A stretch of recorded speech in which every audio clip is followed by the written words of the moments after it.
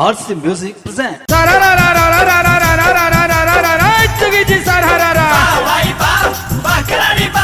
होलिया में जो बन भइल गरम हो भइल गरम,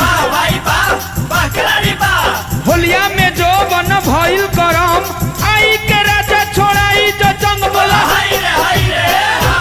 मुंडी बनल बा मुंडी बनल बा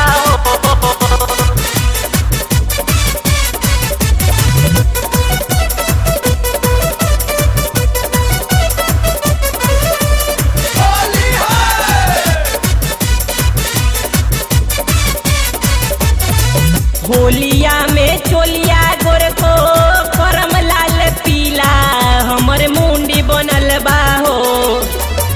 होलिया में चोलिया गोर को करम लाल पीला हमर मुंडी बनल बा हो, हमर मुंडी बनल बा हो। तोहर रंगे मलाल कीला हमर मुंडी बनल बा हो, हमर मुंडी बनल बा हो।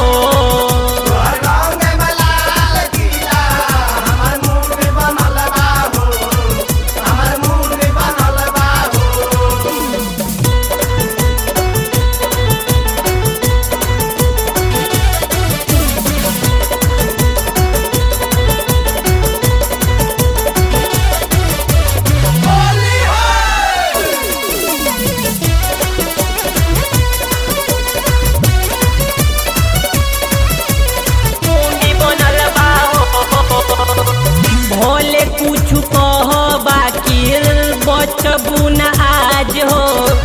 होलिया में गरम हमर कैलू मिजाज हो, कैलू मिजाज हो।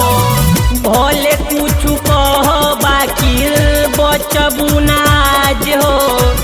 होलिया में गरम हमर कैलू मिजाज हो। होलिया में तोहरे संगे हिली अब की जिला हमर मुंडी बनल बा हो। होलिया में तोहरे संगे हिली अब की जिला हमर मुंडी बनल बा हो, हमर मुंडी बनल बा हो। तोहर रंगे मलाल कीला हमर मुंडी बनल बा हो, हमर मुंडी बनल बा हो। तोहर गाँव में मला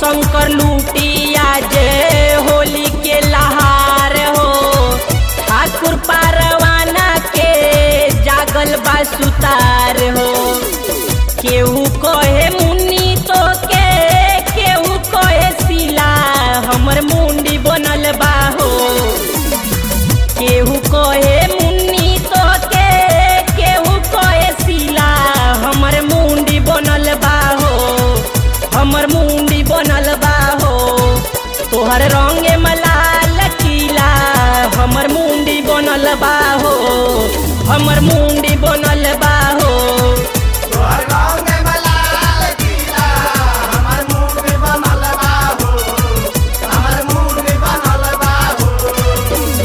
होलिया में चोलिया गोर को करम लाल पीला हमर मुंडी बनल बा हो हमर मुंडी बनल बा हो तोहर रंगे मलाल किला हमर मुंडी बनल बा हो हमर मुंडी